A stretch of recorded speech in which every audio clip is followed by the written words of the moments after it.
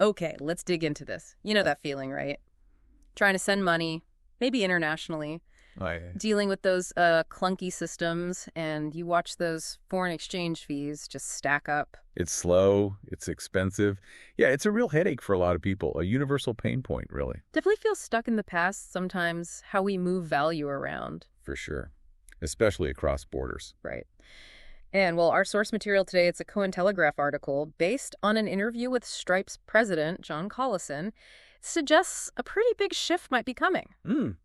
So we're doing a deep dive into what this article tells us about major global banks starting to get very serious about stablecoins. Yeah, and our mission here is basically to pull out the key stuff from this source. Yeah. Like why this interest now? What do banks actually see in stablecoins? And what's holding things back, the obstacles. Exactly. What stands in the way of, wider adoption? Because this isn't just some technical niche talk. This could genuinely change how money moves globally. It really could. Okay, so where do we start? The article mentions Stripe's recent move, right? Yeah, that's the backdrop. Stripe launched stablecoin accounts in like 100 countries, so they're already doing stuff. Right, they're putting it into practice. But the headline, the bit that really jumps out from that Collison interview, Yeah. is him confirming that global banks are showing, and this is a quote, very interested. Very interested, not just kicking the tires. Exactly. And he specifically said they're not dismissing it as just another crypto fad. Which is telling, isn't it, coming from banks? It really is. According to Collison, it's more than just curiosity. They're actively exploring how to actually integrate stablecoins. Integrate them into their products, like real offerings. That's the implication, yeah. Yeah. Which signals, a different level of strategic thinking about this stuff. Okay, so why? Why the sudden, seriousness from these big institutions? They're usually pretty cautious, especially with crypto-related tech. What's the driver here? It comes right back to that pain point you mentioned at the start, the inefficiencies. Traditional payments, especially foreign exchange, Collison calls them extremely expensive and very slow, taking, like he says, a matter of days. And who hasn't felt that? Waiting days for a wire transfer, seeing fees chipped away. Right. His quote sums it up. No one is happy with that equilibrium today. He even talks about these traditional profit pools come under attack. Strong words. Under attack from stablecoins, the alternative the article presents. Precisely.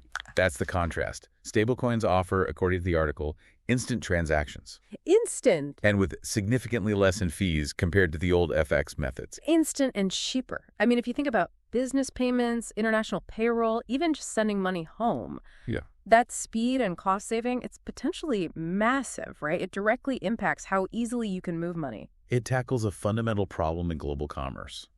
And the article gives a sense of the scale this is already at, which honestly I found pretty striking. Okay, yeah, this part is really interesting.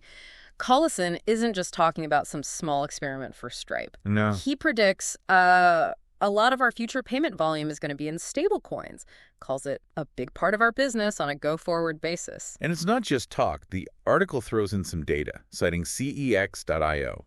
It claims stablecoin transaction volumes have already surpassed Visa and Mastercard combined. Whoa, wait, say that again? Yeah.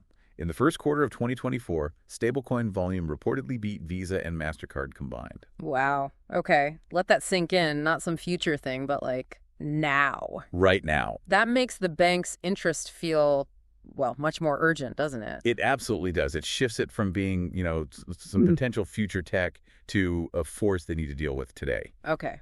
So clear interest, clear benefits costs, speed massive volumes already happening. What's the catch? What's the big hurdle the article points to? Regulation. It almost always comes down to this in crypto, right? Yeah, seems like it. Regulatory certainty. The source is clear. Wider adoption really needs more green lights from regulators. Because big companies, especially banks, they can't just build major systems on shaky ground. They need clear rules. Exactly. Collison flags that risk. He says jurisdictions that don't, get their act together with clear regulations, they risk falling behind. Falling behind because companies will just go elsewhere. That's the warning. He says without certainty, companies might just decide to go somewhere else.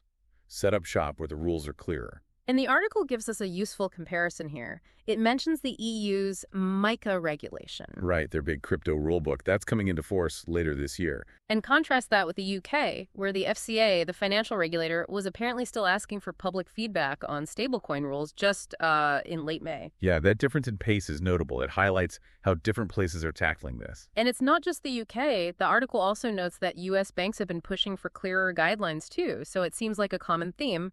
Definitely. Everyone wants the rulebook defined. But interestingly, the article adds another layer about the UK, citing Gemini data. Oh, yeah. Despite that maybe slower regulatory pace, the UK apparently saw the biggest increase in new crypto owners last year. Huh.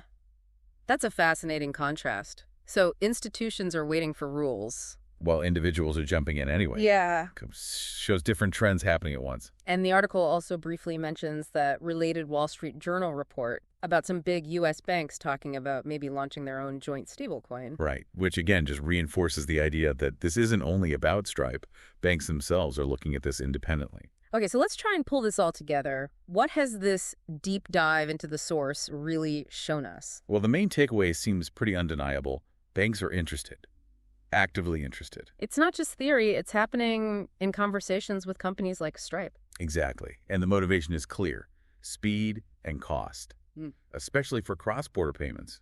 Stablecoins offer a way to challenge those old, expensive systems. And the sheer volume of stablecoin transactions already happening, measured against Visa and Mastercard, that adds real weight to it. Huge weight. But the big but is regulation. The main bottleneck. Yeah. For these large, sort of risk-averse institutions, the lack of clear, consistent rules is the major drag. And different places are moving at different speeds, which just adds to the uncertainty Collison highlighted. So you've got this powerful economic pull, faster, cheaper money movement drawing banks towards stablecoins. Butting right up against the need for regulatory clarity. That Yeah. seems to be the core tension right now. Right. So here's a final thought then. Considering that stablecoin volume already rivals the big card networks, Yeah. and you've got players like Stripe and the banks themselves actively exploring integration, Yeah. what actually happens if, or maybe when, regulators do provide those clearer frameworks? How fast could things change then? How dramatically could that reshape payments as we know them? And, how might that affect you directly in the future? Something to chew on.